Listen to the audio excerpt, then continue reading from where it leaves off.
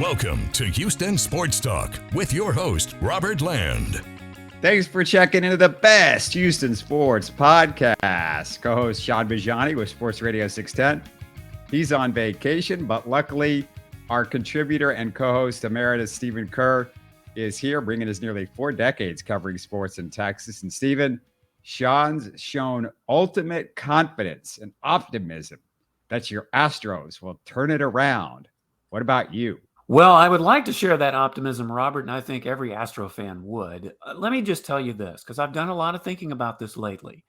A lot of the things that are happening this year really don't surprise me much. And if you go back and listen to our season preview, I remember saying that the Astros may win 90 games, and I did say that they would probably still win the division. I don't know if that's going to happen at this point.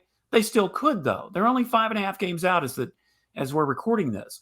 So it's not inconceivable. But what I did say is that I didn't feel that the Astros were going to dominate this season. Well, they certainly are not dominating. And if you ask some people, they're actually imploding. Yes, they're a half a game back of a playoff spot at the time we're doing this. But they're also only 5.5 games out of first place. And there's still plenty of baseball left. So I'm just not ready to push the panic button yet. I feel that there is still time to do something. And look, even if the Astros don't win the division, let's say the Rangers are for real and they do win it, they could still get in the playoffs. And as we know, even though it was the craziest season on earth in 2020, it certainly was not normal. Anything can happen when you get in the postseason, and they still could do it. So that's kind of my take on it is, I think things will turn around, but maybe not in the way some fans believe it will. Yeah, we're recording this Monday night. And so, after Sunday, they're still a half game back from the playoffs, right? Yeah, as of now, they are a half game back of a playoff spot, and the Rangers have a 5.5 game lead. And, obviously, if the division is not in sight, then they're going to have to battle for one of the wild card spots, and that's always tough to do. But look, this team has had 6 ALCS appearances, even during seasons when they weren't as dominant as last year. And here's the thing, and I know we'll get into bullpen woes and, things like that, but I had to believe that the bullpen was not going to be as lights out as it was last year, that in some cases the offense wasn't going to explode the way it did last year. It just doesn't always happen that way. Sometimes, if you're going to get back to the World Series, you got to do it the hard way. I mean, look at the Phillies. They did that last year, and they almost won it. So who's to say that even if the Astros fall down this season and don't win the division, they still couldn't do it? Stephen, I want to play a word association game with you. I'm going to rattle off Astros players who participated in the World Baseball Classic this year, and I want you to give me just 1 or 2 words that describe their season so far. Are you ready? I'm ready. Bring it on. Luis Garcia. Very disappointing. Yeah. Well, I gave you the 1 word. Injured. Gone. Injured. Jose Urquidy. Injured. Gone. Jose Altuve. That's a hard one because, he is somewhat disappointing, I guess, only from the standpoint that he was injured. Yeah, injured half the season. So I don't know if there's 1 word, but injured a lot. Just 2 words. Rafael Montero. Oh, what kind of a word can we use to describe Rafael Montero? My cat is in here. Misha, what do you think? Yeah, we hear. She doesn't even know. She can't even put a word to it. Imploding. That's a good word. I'll just say imploding. Yeah, trash can would be my word for Montero. Ryan Presley. Mediocre. I'm going to use mediocre for him. Yeah, a little disappointing. Brian Abreu. Average. Yeah, struggling, I would say. Struggling. I mean, he's had some good moments, but yeah, I'd say, struggling to average. Martin Maldonado. I'd say average. I'd say about the same. Yeah, you go through this list. It's not good that none of these guys are having the season that we saw last year. Some of them are just not playing or just bad. Luckily, Hector Neris, Jeremy Pena, and Kyle Tucker haven't been too affected by playing in the WBC. But there's no question in my mind that when you have the shortest offseason of any team in baseball history, thanks to the late start to the season last year, Stephen, then combine it with no regular ramp up and stressful innings in March, Yeah. it didn't do this franchise any favors. No, it really didn't. And I do have a problem with where the World Baseball Classic is. And I know it's only, every few years. It's not like it's going to be every year, but, this is happening across baseball too. There have been a number of injuries or a number of disappointing seasons where you didn't think they would happen. I just feel like there's got to be a better way to do the World Baseball Classic, because now I'm going to cringe every time it comes around and you've got a number of Houston Astros that are going to play. And look, it's not that I don't want players to represent their country. I just think there's a better way to go about it. But it's just one of those things, Robert. It's been a hard luck year for the Astros in more ways than one. But, you got to point to the evidence. The WBC is one of those reasons. Yeah, just the circumstances, playing 6 seasons in the playoffs, the extra season that the Astros have basically played, not just an extra season, but an extra very stressful season with, you go in 1 month every year extra with the playoffs. It's just, and I know some of these guys, they haven't been there the whole time, the whole 6 seasons, obviously, but we know it takes its toll, especially, for some of these guys that have been doing this over and over and over again the last few years. Well, and let's not forget, and you may have even brought this up, I think, recently, Robert, but if you're talking about the WBC, you're just adding to it that the last few years, the Astros have played a whole lot of games, more so than most teams, just because they're trying, they're getting to the ALCS, they're getting to the World Series. So when you add the World Baseball Classic on top of it, man, that is a lot of games that you're trying to play. Yeah, and I get it that some of the guys that I talked about, they didn't get a bunch of innings in the World Baseball Classic, but 1 inning in the World Baseball Classic might be worth 10 innings of stress from a spring training outing or something like that. It's not the same as a spring training game. No, it's not. I mean, it is a tune-up of sorts, but it's still not the same rhythm that you would expect in a spring training game. And it's just, some of the unfortunate things like Jose Altuve's injury was a freak thing. I mean, who could have known? I mean, that could have happened to him in spring training as easily as it happened in the World Baseball Classic. So I'm not saying it's totally responsible. It just adds to the fact that it's just one of the many reasons the Astros are having the kind of season they're having. Man, I'm out of words for the Dusty Baker experience this year. And fans are about as angry, Stephen, as I've seen Houston fans get for a guy coming off a championship. I'll let you take the mic on Dusty, because I think I've said my say at this point. Yeah. Well, I know, Dusty won a World Series and it was great, but every year is a different year. That's one thing you have to say. And whether his loyalty to his players is a fault or not is obviously debatable. And there are two sides to that. But I just think that, Dusty, I really don't think Dusty is going to come back this year. I mean, next year, rather. I have this feeling this may be it for him. And you hope that he can go out as a winner like he did last year. That certainly would be the best case scenario. But yeah, he's old school. We know that. He's loyal to his players. We know that. But it's what's gotten him this far. And for the most part, he's been a winner. He's just fallen short in many situations with other teams. And he finally got that World Series. I mean, he certainly had plenty of chances to get that World Series win. It took him a long time to do it, and he finally did it. So, I think with Dusty, it's going to be a hot and cold thing. That's just how he manages. Every manager is going to go through those periods where fans are going to sit and second guess everything they do. Now, if the Astros were running away with the division again and looking like they were going to repeat for the World Series, it'd be a lot harder to criticize what he's done. But the fact that they aren't, then it's easier to take your shots at him. I feel like it's gotten super personal for Dusty, and I'm going to explain, because look, Dusty was that old guy that other organizations tried to put out to pasture. They said, oh, he can't do it anymore. And Dusty treat some of his guys that people are trying to say maybe they can't do it anymore, whether it's a Jose Abreu or a Martin Maldonado or whoever, like, hey, I'm going to hang in with these guys because they tried to do that to me. And look at me. I just won a championship. And here's the other thing, Stephen, which this is where I lose Dusty altogether. Chandler Roan wrote this week that it's no secret inside the clubhouse that Dusty is not a fan of Chas McCormick and hasn't been since early last season. He also wrote that it's impacted Chas's playing time. What do you think about a supposed player's manager, quote unquote, having a grudge against a particular player, especially one that made one of the biggest plays in his first championship, his only championship?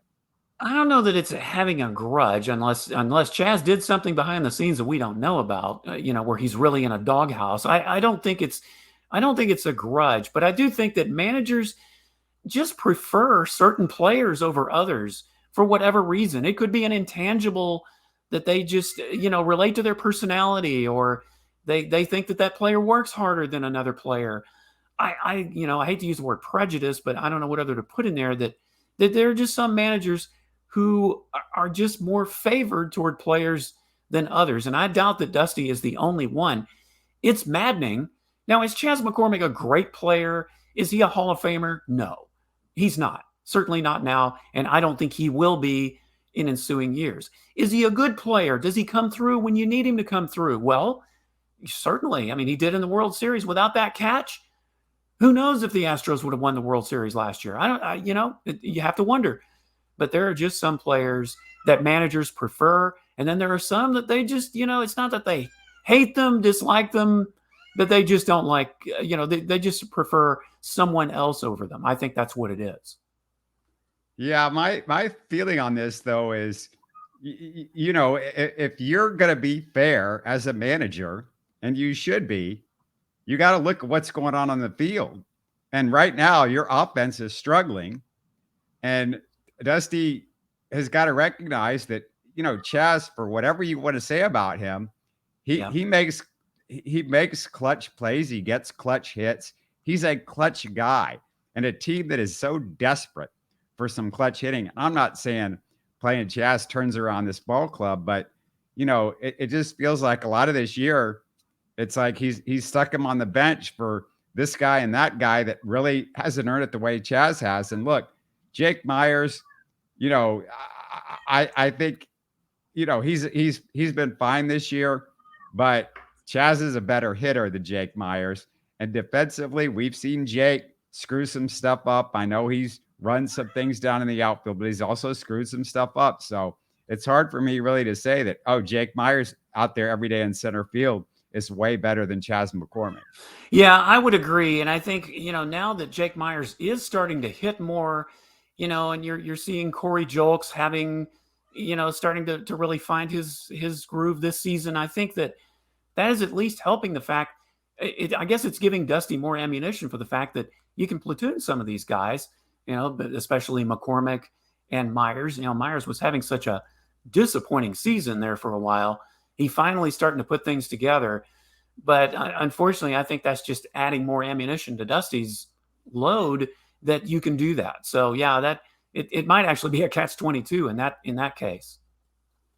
Well, I want to say this player has set Jose Abreu afire all of a sudden, because John Singleton, all of a sudden, remember John Singleton? He's back, Stephen, and he hit a home run on Saturday night. He's with Sugarland. He hit a home run and he doubled, I think, on Sunday, and gosh, look, John Singleton is playing for his career right now.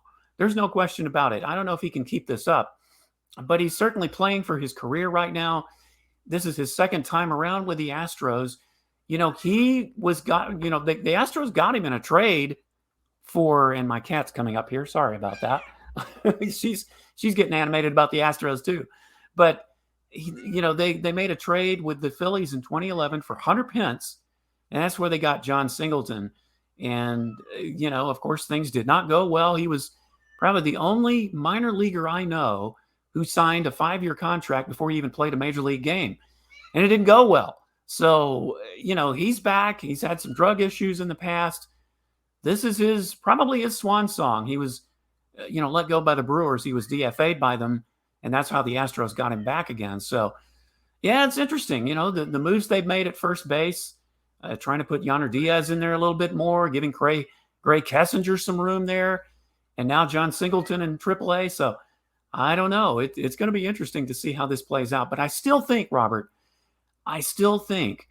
because he's starting to show signs of it, that Jose Abreu is finally going to find it when they really need it the most toward the latter part of the season. And then when you get in the postseason, maybe that's when he's going to start lighting it up. I mean, that's what Yuli did last year.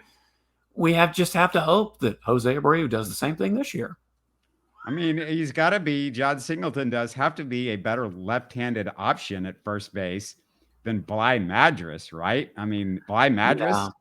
Yeah, Bly Madras, he's certainly unproven. He's not somebody that is going to be the long-term future first baseman. They're just, it's almost like, I don't think they're doing this purposely, but it's almost like they're throwing something up against the wall, hoping it will stick. And that's what it looks like, certainly. They're trying this guy out. They're trying that guy out while they sit Abreu for a couple of days and seeing if he can find his stroke until the trade deadline. And, maybe that's when they can make the kind of move that will really make a difference. I don't know. That bat may be out there. It may not be. Somebody who can have a good bat, who can step in and play first base among other positions. But that's what they're doing right now. They're just trying anything and everything, A, to get Jose Abreu really going again, and B, just to get some kind of spark plug at first base, just because it's been so poor this season.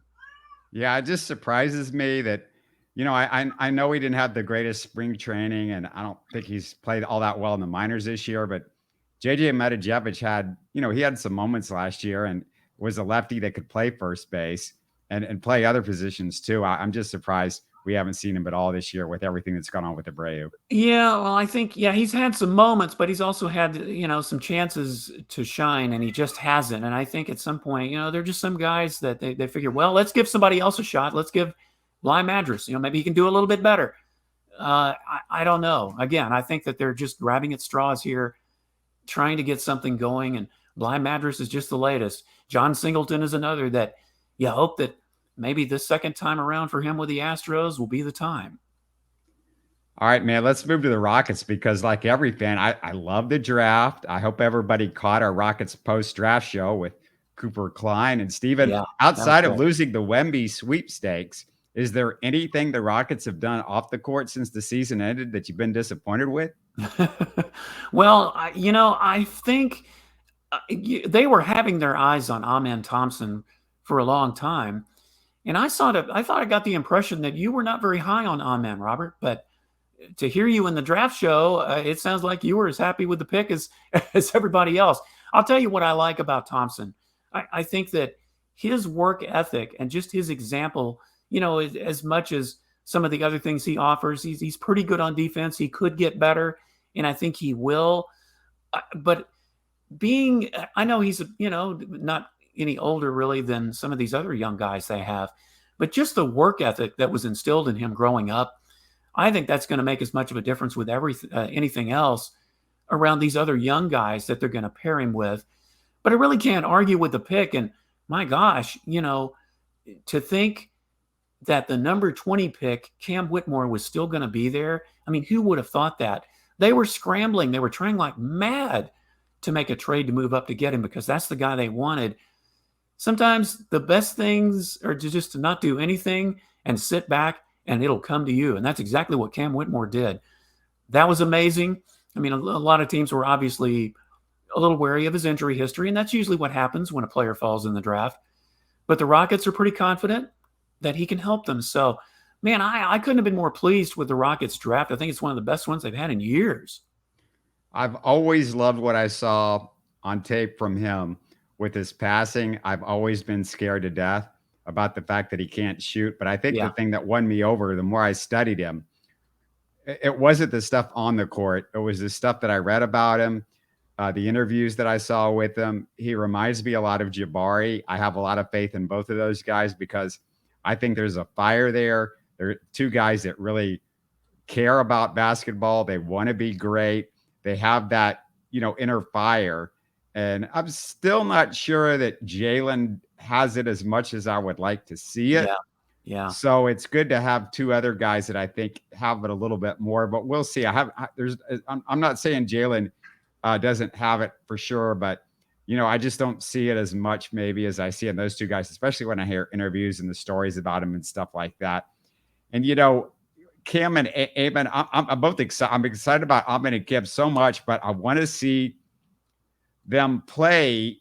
Although, Stephen, I got to send a clear message to Rockets fans. Do you have any idea what message I want to send about those two guys?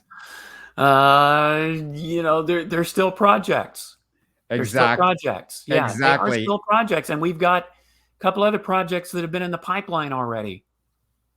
The big message is that they're not going to be starters, or they're not going to play 30 minutes per game this year unless there's some injuries. This is not the Silas tanking teams. I watched decades, and you've watched decades of NBA basketball, Stephen, and teams try to win games, play veteran players, and they bring along rookies slowly. And I'll punctuate it by adding this: you win with defense. Rookies pretty much never good defensively. They're never ready. And that's even less likely with an overtime elite rookie and a kid that doesn't turn 19 until July with Cam. Stephen, that's my warning to you Rockets fans out there that are ready for a ton of those two guys.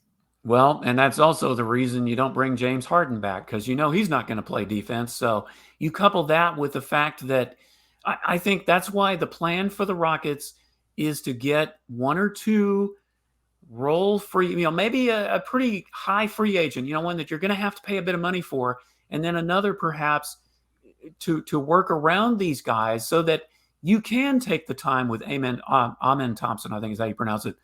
You can take some time with Cam Whitmore, and who knows what other kind of sign and trades you can do. So they still have some possibilities to work with. But I agree with you. I don't think you're going to see both of these guys starting. And in fact, I don't remember where I read this, but I saw somewhere that there's also that possibility that one of these guys could have a stint in the G League and just develop that way, with Rio Grande Valley, or, who the G League team is, and come up at some point later on and help you out, that they may not even be on the roster for a little while. That's something else that could be explored depending on what the Rockets do in free agency in the next couple of weeks. Yeah, I assume that they're going to get somebody on the wing. The Rockets are going to sign somebody on the wing. So I would assume Cam Whitmore could have a stint down there. Maybe both guys will, but for sure Cam Whitmore. This is the list of the Rockets' free agent targets besides James Harden, according to the Chronicle's Jonathan Fagan. Chris Middleton, Brook Lopez, Bruce Brown, Jordan Clarkson, Rui Hachimura, Austin Reeves, Cam Johnson, Dante DiVincenzo, Dylan Brooks, Jacob Poeltl, Dwight Powell, and Fred VanVleet. Some of those names we had already heard, some new ones in the last few days. Hachimura, Reeves, and Johnson, all restricted. I'd be shocked if the Lakers and Nets didn't match any offers for those three guys. Milwaukee appears dead set on re-signing Chris Middleton. You would think they're going to get that deal done. Of the guys left on this list, Brook Lopez, Bruce Brown, and VanVleet are the three I'd be most excited about, as long as they don't go nuts with VanVleet's contract. I don't know if you have any preferences, Stephen, but they got to add at least 47 more million to hit the cap minimum this year. So they're going to sign 2 and probably 3 guys. Yeah, I think that's, as I was saying, they're going to sign at least a couple guys, and they've got 60 million total, if I'm not mistaken, to spend. I've always been a Brook Lopez fan. I would love to see Brook Lopez in a Rockets uniform. I used to be a Chris Middleton fan. I think several years ago we even talked about him as a possibility, but he's getting up there and he's had some injury problems.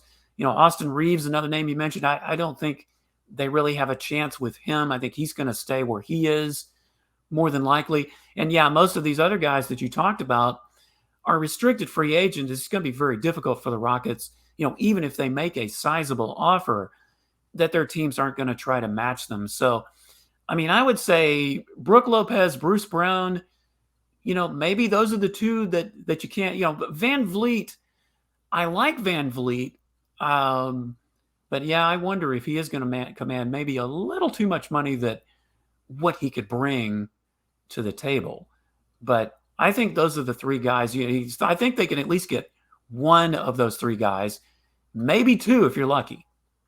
The problem with Van Vliet, I think, is going to be that he wants 4 years. I mean, he's 29 years old. This is his last big contract potentially. You would think he would want 4 years. And if you're the Rockets and if you're wanting to leave room for Ahmed Thompson to start playing in a couple of years, maybe that it's not such a good thing that you got Van Vliet, especially if you're giving him a big contract. Now, maybe 4 years, $30 million, you could fade that, especially the CBA goes up. So 30 million might seem like 20 million in 2 or 3 years, but I don't know. That's my concern. Van Vliet, the number and the years have to be just right. I like him, but the number and the years have to be right. Well, maybe the Rockets should take a page out of the Astros book and be very careful about signing these big contracts, because if they don't pan out, you're stuck with them for a while. So, Sure. but thinking about the Texans for a second, I mean, there are some positions that you just have to overpay for. And obviously for the Texans, it was left tackle. Maybe for one of these positions, the Rockets have to look at, we don't really want to spend a whole lot of money on this, but maybe they will have to overpay at least a little bit, one of these guys, in order to get some, consistency at that position. Yeah, I don't know how they thread the needle here, but I mean, this is big because I'm going to be paying very close attention to what's happened, especially you talked about it, especially after what we saw with the Astros and them overpaying some older guys. The Rockets, it's tough because there's so many guys on the roster. It's like, well, I don't know if this guy is going to turn into something. If he does, you want to have the ability to let him be able to play in a couple of years. You would have the ability to give him a max extension, or at least a really good extension in a couple of years when the time to give an extension, which is now at the 4-year mark, comes into play. Well, that's right. And I'll tell you this, I have confidence in Ime Udoka that he can get the job done. The guy's a winner, and I know he's got a lot of young guys to develop. But again, getting a couple, maybe even 3 good veterans who are not just good players, but are good role models for these guys, I think really in the full scheme of things, I'm actually, for the first time in 3 years, Robert, I'm actually excited about the Rockets and what they can do. And I don't think they're going to make the playoffs necessarily, but who knows, man? The fact that they have a coach in here that I think can really do something with this team, and the drafting the way they are, if they can just mesh them all together, I think it's going to be at least a great improvement for the Rockets, if nothing else. Just like the Texans. I mean, I feel the same way about them. They've got some exciting things going. It's going to take a while, more than likely, especially in football. I've always felt in basketball, it doesn't take nearly as long, usually, if you do it the right way. One last trivia question for you. Do you have any idea what Ahmed and Asur's middle name is? Have you heard it's like XL, it's excellence, right? XLNC or something like that, right? Yes. I know, I saw that the other day, and I had to do a double take, and that was from their father, if I'm not mistaken. And I want to say I saw an interview with Ahmed, and he said his real first name is Aebeiz, like amaze. Amaze, yeah. But of course, Amen is a little easier to pronounce. And, every time he makes a 3 or, makes a good play, can't you just hear everybody going, amen? I mean, it's a name you can't pass up. Amaze Excellency is basically what his name is, kind of. So that's pretty cool. Yeah, that is pretty cool. I love that. So it's worth going back to check what we talked about with the Rockets a few days ago, and we're going to be continuing because free agency is going to be here in a week, and I'm going to work on getting a guest to talk about the free agent pickups. And we're just, I think, 2 weeks away, Stephen, from Summer League, believe it or not. Wow. Isn't that something? Yeah, it's funny. The draft and then free agency and then Summer League is all almost on top of each other. So, it's going to be, and then football starting next month. So we're going to get to see what the Texans look is going to be this year. So, if the Astros can just get it together, and I think they will to a point. But again, I don't think that this is going to be one of those seasons that fans have been spoiled on, Robert. I just think sometimes it's just going to happen a different way. If it's going to happen again this year, if they're going to make the postseason, if they're going to, at least get to the World Series or get deep in the playoffs, it's not going to be running away with the division. It's just not going to happen this year. But that's okay. As long as they get there, what does it matter? We're going to have a very important conversation with Kenny Van Doren talking about the Astros minor league system and how that connects to what's going on this year with the Astros and the trade deadline. So you're going to want to look out for that. It's on Wednesday. Sean will be back Thursday for our regular show. He says he will. Maybe he's just going to, stay in some place where it's like much cooler than Houston and not 100 degrees every day, Stephen. I don't know. He might just decide to leave us all together for the summer. Boy, I tell you what, I wouldn't blame him. I'd go to about the coldest place I can get to right now because it is so darn hot. But hey, it's always a pleasure to be on with you, Robert. Thanks for having me. I enjoyed it. Thanks a bunch. You're listening to Houston Sports Talk.